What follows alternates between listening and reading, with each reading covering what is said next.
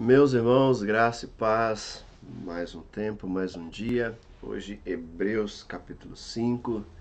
Estamos aí nesse tempo muito gostoso. Que Deus possa continuar abençoando nossas vidas. O capítulo 5 de Hebreus, ele vai começar a tratar algumas situações. Parece que o povo daquela época, o autor, queria demonstrar que o sacerdote não era oba-oba, podemos pensar assim. Que não era algo que alguém pudesse nomear. A partir de hoje eu sou um sacerdote. Não. O que ele começa a tratar e a conversar com os irmãos através desse capítulo, que precisa de alguém que escolha, né? Ele vai colocar isso. Todo sumo sacerdote é escolhido dentre os homens e designado para representá-lo em qualquer questão relacionada com Deus e apresentar oferta e sacrifício. Então todo homem que era escolhido como sacerdote, ele era escolhido por Deus. Deus o direcionava, Deus o guiava, Deus o movia.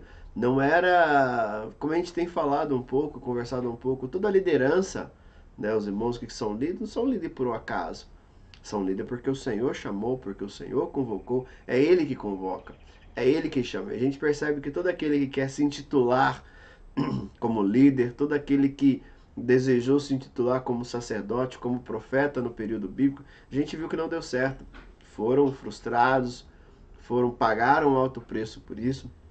E o texto vai dizer que até mesmo o próprio Jesus, diz no versículo 4, ninguém toma essa honra para si, mas deve ser chamado por Deus como de fato o foi Arão. Da mesma forma, versículo 5, da mesma forma, Cristo não tomou para si a glória de se tornar um sumo sacerdote, mas Deus lhe deu.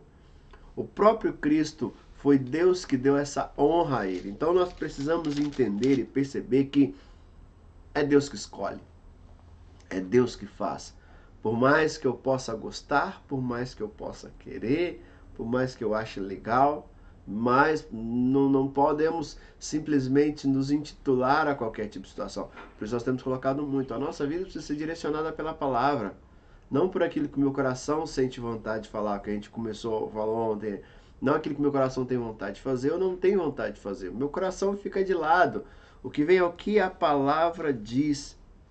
E é interessante que o texto, na continuação do texto, diz que Jesus é escolhido por Deus, assim como Arão, assim como os demais sacerdotes. E vai dizer no versículo 7, durante os seus dias de vida na terra, Jesus ofereceu orações, súplicas em alta voz e com lágrimas àqueles que não podiam salvar da morte, sendo ouvido por causa da sua reverente submissão.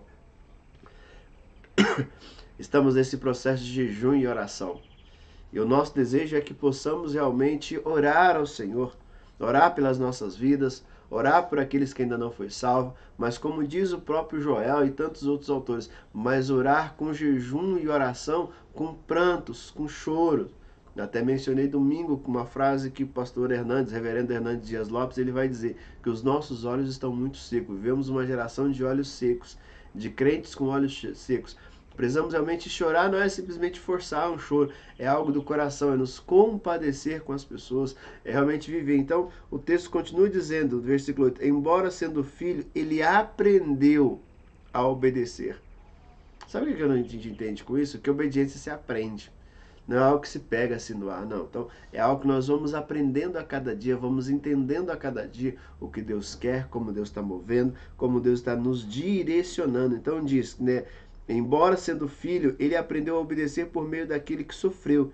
De uma vez aperfeiçoado, tornou-se fonte de salvação eterna para todos que lhe obedecem, sendo designado por Deus sumo sacerdote, segundo a ordem de Melquisedeque. Muitas vezes a gente não quer sofrer. Ninguém gosta de sofrer, ninguém quer sofrer. Mas muitas vezes o sofrimento, muitas das dificuldades é pedagogo, né? Porque nos ensina, nos molda a cada instante. Então o sofrimento não é o sofrimento sim pelo sofrimento. Quando nós sofremos e estamos na presença do Senhor, aquilo se torna uma escola para as nossas vidas. Assim como diz que Jesus aprendeu e muitos momentos na Bíblia nós vamos ver que quantas vezes os homens aprendem. Em Romanos, Paulo vai dizer, né, que todas as coisas cooperam para o bem daqueles que amam o Senhor, daqueles que são chamados segundo o seu propósito. Então nós temos um chamado da parte de Deus. Nós somos chamados para cumprir um propósito de Deus. E para cumprir esse propósito, Deus vai nos moldar, Deus vai trabalhar nas nossas vidas, Deus vai trabalhar no nosso coração. E diante disso, o Senhor vai estar movendo, o Senhor vai estar agindo, o Senhor vai estar nos direcionando. E para que tudo isso aconteça, o que vai acontecer primeiro? O Senhor vai nos ensinar, o Senhor vai nos mostrar. O que acontece, e diz essa última parte aqui do texto, é que muitos não querem. Muitos parece que ficam, às vezes, como criança mimada. Olha o que diz. Quanto a isso, temos muito a dizer, coisas difíceis de explicar, porque vocês se tornaram lentos para aprender, embora a essa altura já devessem ser mestres. Mestre, vocês precisam de alguém que lhe ensine novamente os princípios elementares da palavra de Deus. Estão precisando de leite, não de alimento sólido. Quem se alimenta de leite ainda é criança e não tem experiência no ensino da justiça. Mas o alimento sólido é para adultos, os quais, pelo exercício constante, tornam-se aptos a discernir tanto o bem quanto o mal. O que o escritor está dizendo é que muitas vezes, diante dos sofrimentos, diante das questões que nós vivemos, nós revoltamos, sabe, nós esperneamos, nós temos uma atitude infantil. Por que isso? Por que aquilo? Por que isso acontece comigo? Por que desse jeito? Por que da tal coisa? E que ele está dizendo que quem faz isso são crianças. Precisamos entender que Deus está nas nossas vidas, que Deus está nos guardando. E assim como adultos, né, precisamos com exercício constante. E aí está dizendo de perseverança, de perseverar no Senhor. E aí sim, vamos estar aptos para discernir o bem e o mal. E não entender que o bem e o mal está sobre a minha vida. Que muitas vezes o que está acontecendo sobre você não é uma ideia de um bem ou mal, mas é a ideia de Deus nos preparando e nos capacitando para viver aquilo que Ele tem para as nossas vidas. Amém, meus irmãos? Deus abençoe. No nome do Senhor Jesus, fiquem todos com Deus.